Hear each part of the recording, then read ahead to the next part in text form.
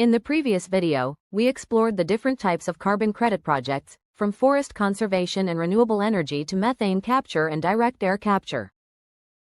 But understanding the project is only part of the story. In this hotly debated conversation, an important question still remains. How does a project actually become a carbon credit? Because carbon credits don't simply appear once a project is launched.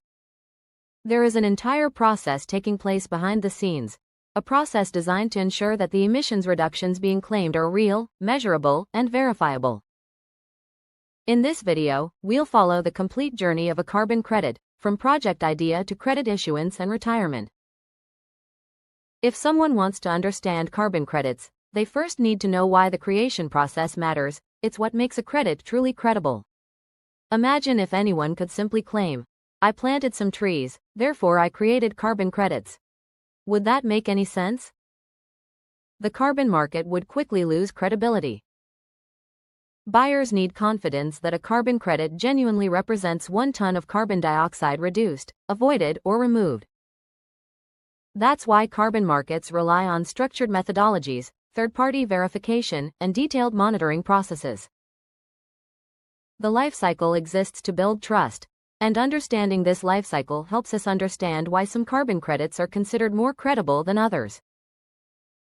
Let's first understand the steps that shape the entire life cycle of a carbon credit, from the first idea to its final retirement. The first one is project management. Every carbon credit begins with a project.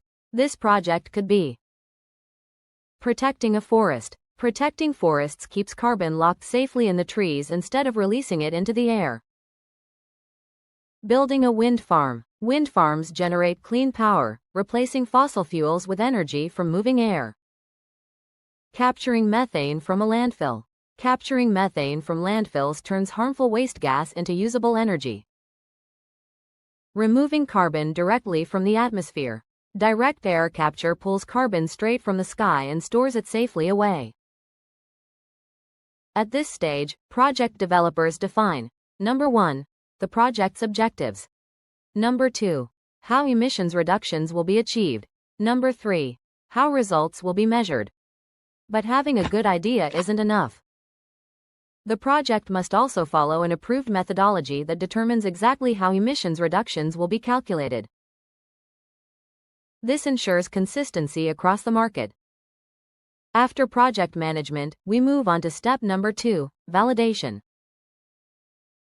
Once the project design is completed, it undergoes a process to validate its approach and ensure it meets all required standards. Think of validate as a detailed review, a checkpoint that ensures the project design meets strict standards before it can officially enter the carbon market. This step builds confidence that the credits created will be both credible and trusted. Independent experts assess whether the methodology is appropriate, whether calculations are reasonable, whether the project meets eligibility requirements. The goal is to determine whether the project is capable of generating credible carbon credits. Only after a project passes the validation stage can it move forward, marking the point where ideas become officially recognized and ready for the next step.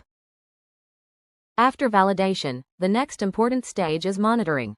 This is where the project begins operating.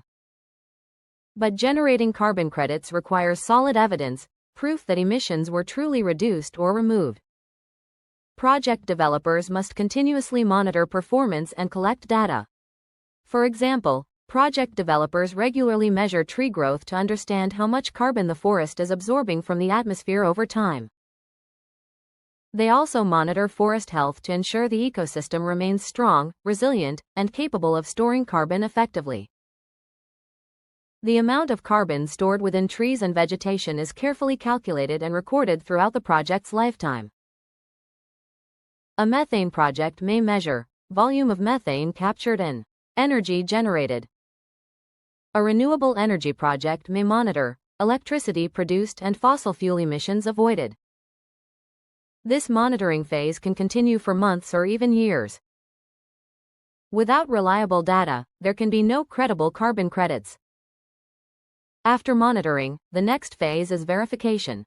Once monitoring data has been collected, the project enters verification. This is one of the most important stages in the entire life cycle. Independent third-party auditors review. Monitoring reports. They carefully assess project data and on-ground activities to confirm that every step follows approved methodologies and timelines. Emissions calculations. They validate that reduction figures are derived from accurate baselines and standardized formulas, ensuring consistency and credibility. Supporting documentation. They examine permits, technical records, and validation evidence to guarantee transparency and traceability throughout the verification process. Independent third-party partner auditors have one central responsibility: to verify that the emissions reductions being claimed are not just numbers on paper, but actual, measurable outcomes. This process helps protect market integrity and reduces the risk of exaggerated claims. Only verified reductions can move to the next step. After verification, the next stage is issuance of carbon credits. After successful verification, carbon credits are issued. A registry serves as the official record keeper for verified emissions reductions. Once independent auditors confirm the data, the registry securely logs those verified results and converts them into carbon credits. Remember, one carbon credit typically represents 1 ton of carbon dioxide equivalent reduced, avoided, or removed. At this stage, the credits become tradable assets. They can now be bought, sold, or transferred between market participants. Once carbon credits are issued, they enter the trading stage, where companies, governments, and individuals can buy or sell them to meet their climate goals. Companies, governments, investors, and organizations may purchase these credits for various reasons.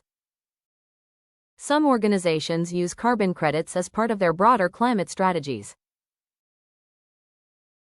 Others choose to support specific project types, such as reforestation, renewable energy, or methane capture, that directly align with their sustainability goals and reflect the kind of climate impact they want to champion. The credit may change hands multiple times before it reaches its final destination. But eventually, something important happens. The credit is retired.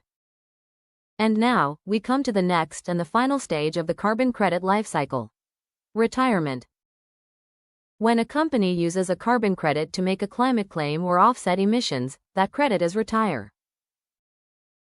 Retirement means the credit can no longer be traded. Once retired, the carbon credit is permanently removed from circulation, ensuring it cannot be bought, sold, or exchanged again in any market. The credit cannot be used again. After retirement, the credit's purpose is fulfilled. It cannot be reused or claimed for any future emissions, preserving the integrity of the system. The emissions reduction has been officially claimed. Retirement marks the moment when the verified emissions reduction is formally recognized, confirming that the climate benefit has been accounted for. This prevents double counting and helps ensure transparency. Without retirement, the same credit could potentially be claimed multiple times. And with that, we come to the closing segment of this video. Let us summarize. This is how the journey of a carbon credit can be defined. The journey begins with project development, where ideas take shape. Next comes validation, ensuring the design meets standards. Through monitoring, progress is tracked, and with verification, independent checks confirm results. Then comes issuance, where credits are formally created. These credits move into trading, connecting buyers and sellers. Finally, they reach retirement, marking the credit's use in offsetting emissions. While the process may seem complex, every step serves a purpose. The goal is to ensure that carbon credits represent genuine climate impact and can be trusted by buyers, investors, and policymakers. Understanding this life cycle is essential because it forms the foundation of how carbon markets operate. But that does not end the conversation. It raises another important question. Who creates these rules, the ones that shape every step of the market? Who approves methodologies, tracks credits, prevents double counting, and helps maintain trust in the system? In the next chapter, we'll explore the institutions that make carbon markets possible: standards, registries, and verification. Because without them, carbon markets simply could not function. If you found this video helpful, please consider liking, sharing, and subscribing to the channel. I'll see you in the next chapter.